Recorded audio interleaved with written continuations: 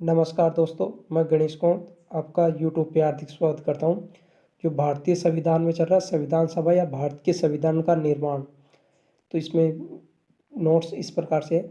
सर्वप्रथम 1895 में बाल गंगाधर तिलक ने अपने स्वराज्य विधेयक में भारतीयों द्वारा स्वयं संविधान निर्माण करने की मांग की थी। दूसरा है 1922 में महात्मा गांधी ने मांग की थी कि इस भारतीय संविधान भारतीयों की इच्छा अनुसार होगा। तीसरा 1924 में स्वराज्य पार्टी के मोतीलाल नेहरू ने भारतीयों द्वारा संविधान निर्माण करने की मांग की थी। नेक्स्ट है 1928 में नेहरू रिपोर्ट को भारतीयों द्वारा संविधान निर्माण करने का प्रथम प्रयास माना जाता है। 1934 में साम्यवादी पार्टी के एम एन रॉय ने भारतीयों द्वारा संविधान निर्माण करने हेतु संविधान सभा का गठन करने की मांग की। एम एन रॉय को भारत में संविधान सभा के विचार का प्रतिपादक माना जाता है।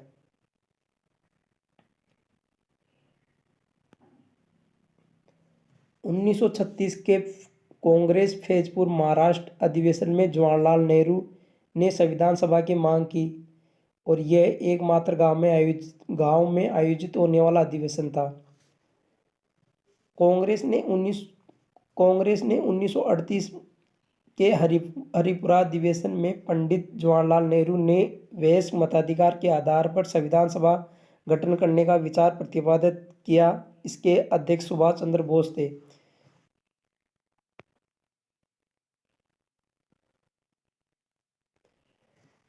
उन्नीस सौ 1940 में अगस्त प्रस्ताव था। 1942 में क्रिस प्रस्ताव में भारतीयों द्वारा स्वयं संविधान निर्माण करने की मांग को स्वीकार कर लिया गया।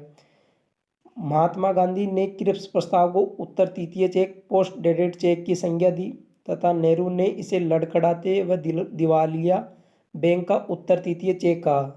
तो इसमें यह कथन पूछ सकता है कि जवाहरलाल नेहरू और महात्मा गांधी ने क्या क्या क्रिप्स प्रस्ताव को कौन कौन सा कथन दिया। 1946 में 3 सदस्य कैबिनेट भारत आया। ए पैथिक लॉरेंस अध्यक्ष था, भारतीय मंत्री। बी स्टेफोर्ड क्रिप्स युद्ध मंत्री। सी ए बी अलेक्जेंडर युद्ध मंत्री।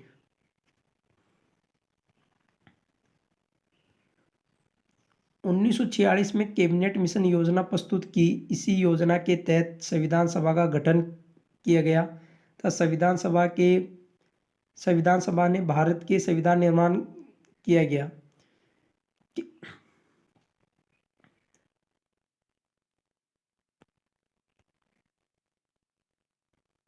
कैबिनेट मिशन योजना 1946 के तहत संविधान सभा की सदस्य संख्या 300 निवासी निर्धारित की गई। 300 निवासी थे इस प्रकार। निर्वाचित थे 296, जबकि मनोनीत थे 93। मनोनीत थे देशी रियासतों से और निर्वाचित थे प्रांतों और चार चीफ कमिश्नर। तो 292 तो प्रांतों से, 4 चीफ कमिश्नर थे। चुनाव हुआ जुलाई 1946 में। प्रांतों के विधानमंडलों द्वारा आनुपातिक प्रतिनिधित्व की एकल संक्रमणीय मत प्रणाली द्वारा। संविधान सभा के सदस्यों का चुनाव वर्गीय आधार पर हुआ। संविधान सभा में 3 वर्ग अपनाए गए। पहले मुस्लिम लीग निवासी सिख 4, सामान्य वर्ग 213 को इनको प्राप्त हुए।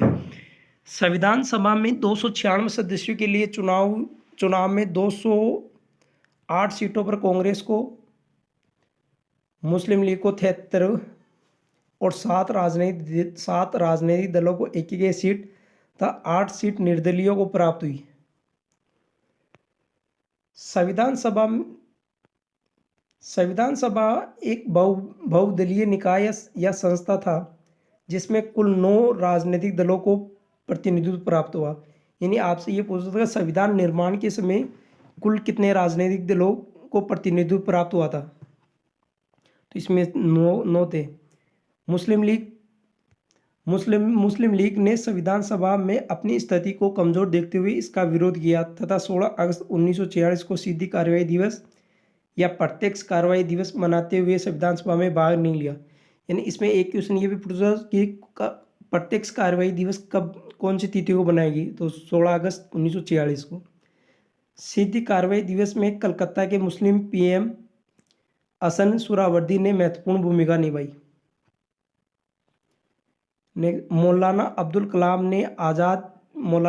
कलाम आज़ाद ने सीधी कार्रवाई दिवस को भारतीय इतिहास के काला दिवस की संज्ञा दी। यानी आपसे ये पूछा भारतीय इतिहास के काला दिवस की संज्ञा किसने दी प्रत्यक्ष कार्रवाई को, तो इसमें आंसर हो जाए मौलाना अब्दुल कलाम।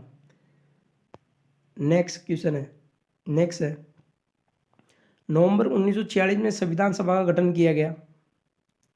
9 दिसंबर 1946 को केंद्रीय विधानसभा की पुस्तकालय भवन में 11 AM की संविधान सभा की प्रथम बैठक आयोजित हुई, जिसमें 207 सदस्यों ने भाग लिया।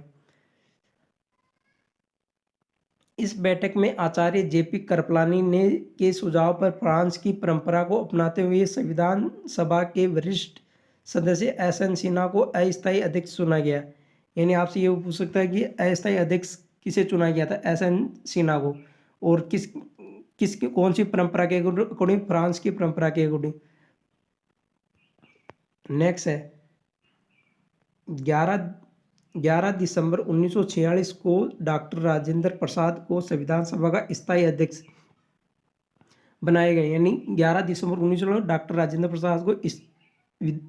प्रसाद को संविधान सभा का स्थायी अध्यक्ष बनाया गया। था BN राव बेनेगल नरसिम्हा राव को संवैधानिक सलाहकार नियुक्त किया गया। 13 दिसंबर 1946 को पंडित जवाहरलाल नेहरू ने उद्देश्य प्रस्ताव प्रस्तुत किया, जिस पर 19 दिसंबर 1946 तक विचार किया गया।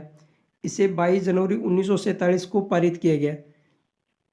यानी आपसे ये पूछ सकता है कि उद्देश्य प्रस्ताव किसने प्रस्तुत किया, जवाहरलाल नेहरू ने। कब किया, 13 दिसंबर 1946 तक, जिस पर 19 दिसंबर 1946 तक विचार हुआ था। इसे पारित कब किया गया, 22 जनवरी 1947 को। उद्देश्य प्रस्ताव को भारत की संविधान सभा का मूल आधार माना जाता है। इसी उद्देश्य प्रस्ताव के आधार पर BN राव ने संविधान सभा का प्रथम प्रारूप तैयार किया, जिसमें 246 अनुच्छेद थे। यानी आपसे ये संविधान सभा का प्रथम प्रारूप किसने तैयार किया, BN राव, जिसमें कितने अनुच्छेद थे, 246।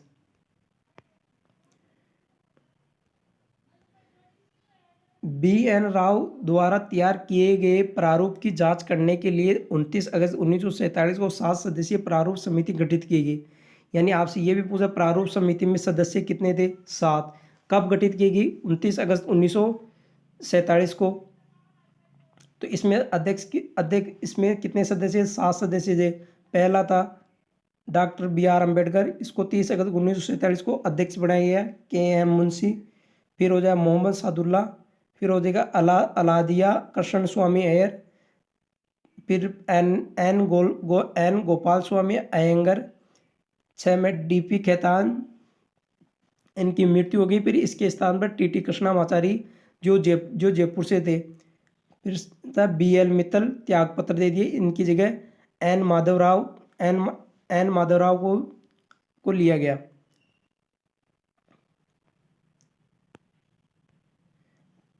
प्रारूप समिति ने 21 फरवरी 1948 को अपनी रिपोर्ट संविधान सभा को सौंपी। यानी इसमें यह भी प्रारूप समिति को संविधान सभा में किस रिपोर्ट को किस दिन सौंपा, तो 21 फरवरी 1948 को। प्रारूप समिति या BR अम्बेडकर द्वारा तैयार किए गए संविधान के दूसरे प्रारूप में 315 अनुच्छेद थे। मार्च 1947 में माउंटबेटन भारत के अंतिम वायसराय के रूप में भारत आए। यानी आपसे ये होता है भारत के अंतिम वायसराय कौन थे, माउंटबेटन। कब आए, मार्च 1947 में। इन्होंने 3 जून 1947 को माउंटबेटन योजना प्रस्तुत की, जिसमें भारत और पाकिस्तान को अलग अलग स्वतंत्र राज्य मान लिया गया। जुलाई 1947 में पाक के लिए अलग से संविधान सभा के गठन की घोषणा कर दी गई। 3 जून 1947 की योजना के तहत भारतीय संविधान सभा की सदस्य संख्या 324 निश्चित कर दी गई तथा प्रांतों से 235 व देशी रियासतों से निवासी।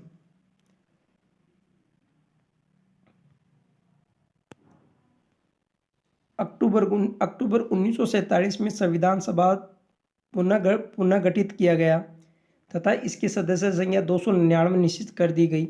हैदराबाद रियासत ने संविधान सभा में भाग नहीं लिया। यानी आपसे ये पूछा कौन सी रियासत ने संविधान सभा में भाग नहीं लिया? हैदराबाद। अंबेडकर द्वारा तैयार किए गए प्रारूप पर विचार करने हेतु संविधान सभा 3 वाचन हुए। पहला वाचन हुआ था 4 नवंबर 1948 से 9 नवंबर 1948 तक पढ़कर सुनाया गया। फिर दूसरा था 15 नवंबर 1948 से 17 अक्टूबर 1949 को संविधान पर धारावार विचार प्रारंभ हुआ। तीसरा था 14 नवंबर 1949 से 26 नवंबर 1949 तक संविधान सभा द्वारा संविधान पारित कर दिया गया। तो इस नेक्स्ट 26 नवंबर 1949 को जनता द्वारा इस संविधान को अंगीकृत, अधिनियमित एवं आत्मार्पित किया गया। 26 नवंबर 1950 को संविधान के कुल 16 अनुच्छेद को लागू कर दिए गए। शेष संपूर्ण संविधान को 26 जनवरी 1950 को प्रभावी हुआ। 26 जनवरी 1950 संविधान के प्रारंभ की तिथि मानी जाती है। यानी इसमें क्वेश्चन ये पूछ सकता है भारतीय संविधान के प्रारंभ की तिथि कब से मानी जाती है? तो इसमें आंसर है 26 जनवरी 1950। नेक्स्ट है 24 जनवरी 1950 को संविधान सभा की अंतिम बैठक हुई। यानी संविधान सभा की अंतिम बैठक कब हुई? 24 जनवरी 1950 को, जिसमें 284 सदस्यों ने संविधान की 3 प्रतिलिपियों पर हस्ताक्षर किए। यानी ये पूरा संविधान की प्रतिलिपि, तीनों प्रतिलिपि पर कितने उपस्थित सदस्यों ने हस्ताक्षर किए? 284। डॉक्टर राजेंद्र प्रसाद को भारत का प्रथम राष्ट्रपति चुन लिया गया। इन्होंने पद ग्रहण 26 जनवरी 1950 को किया। यानी ये पूछा डॉक्टर राजेंद्र प्रसाद ने पद ग्रहण कब किया गया? 26 जनवरी 1950 को। जबकि इन्हें राष्ट्रपति के रूप में कब चुन लिया गया? 24 जनवरी 1950 को। पद ग्रहण किए थे 26 जनवरी 1950 को। 18 जुलाई 1947 को पारित भारत स्वतंत्रता अधिनियम 1947 की धारा 8 के तहत संविधान सभा को एक विधायी संस्था के रूप में घोषित किया गया। यानी 18 जुलाई 1947 को पारित कर भारतीय स्वतंत्रता अधिनियम 1947 की धारा 8 के तहत संविधान सभा को विधायी संस्था घोषित कर दिया गया। विधायी निकाय के रूप में संविधान सभा की प्रथम बैठक डॉक्टर राजेंद्र प्रसाद की अध्यक्षता में 17 नवंबर 1947 को आयोजित हुई, परंतु विधायी संस्था के अध्यक्ष के रूप में जीवी मावलंकर को चुना गया। नेक्स्ट है संविधान सभा 17 नवंबर 1947 से 17 अप्रैल 1952 तक विधायी संस्था के रूप में कार्य किया। यानी अपन से क्वेश्चन ये पूछ सकता है संविधान सभा ने विधायी संस्था के रूप में कब से कब तक कार्य किया? यानी 17 नवंबर 1947 से 17 अप्रैल 1952 तक। नेक्स्ट है 24 जनवरी 1950 को संविधान सभा को भंग कर दिया गया तथा इसे अंतरिम संसद के रूप में बदल दिया गया। गणेश वासुदेव मावलंकर को इसका अध्यक्ष बनाया गया। संविधान सभा ने जनवरी 1950 से 17 अप्रैल 1952 तक अंतरिम संसद के रूप में कार्य किया। यानी अपन से ये भी अंतरिम संसद के रूप में कब तक कार्य किया? जनवरी 1950 से 1952 तक। अब नेक्स्ट है संविधान निर्माण में 2 वर्ष 11 माह 18 दिन लगा तथा 64,96,729 रुपये खर्च हुए। संविधान सभा के प्रथम वक्ता सर्वपल्ली राधाकृष्णन थे।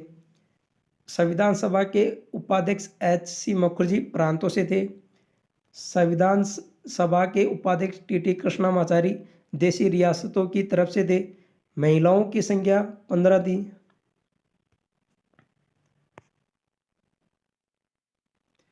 और महिला सदस्यों का प्रतिनिधित्व हंसा मेहता द्वारा किया गया। संविधान पर हस्ताक्षर करने वाली प्रथम महिलाओं की संख्या 8 थी। संविधान पर हस्ताक्षर करने वाले प्रथम सदस्य पंडित जवाहरलाल नेहरू थे। यानी ये भी पूछा संविधान पर हस्ताक्षर करने वाले पहले सदस्य कौन थे, तो पंडित जवाहरलाल नेहरू हो जाएगा। संविधान सभा में शक्ति के केंद्र बिंदु थे, तो इसमें हो जाएगा सरदार पटेल और जवाहरलाल नेहरू।